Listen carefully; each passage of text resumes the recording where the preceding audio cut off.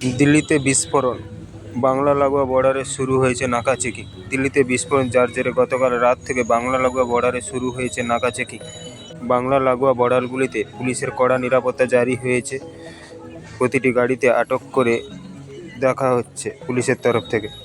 ইতিমধ্যে জানা গেছে, দিল্লিতে বিস্ফোরণ কাণ্ডে হুন্ডাই i20 গাড়ি, যা হরিয়ানার নম্বর প্লেট বহন করছে, এবং সলমান নামে এক অভিযুক্ত ব্যক্তিকে আটক করেছে পুলিশ এবং জিজ্ঞাসাবাদ শুরু করেছে। ধারণা করা হচ্ছে গাড়িটি পুলওয়ামা এক ব্যক্তির কাছে বিক্রি করা হয়েছিল। গাড়িটি পূর্বে হরিয়ানার রেজিস্ট্রেশন বহন করত এবং জম্মু কাশ্মীরের পুলওয়ামার একজন ব্যক্তির কাছে বিক্রি করা হয়েছিল বলে জানা গেছে।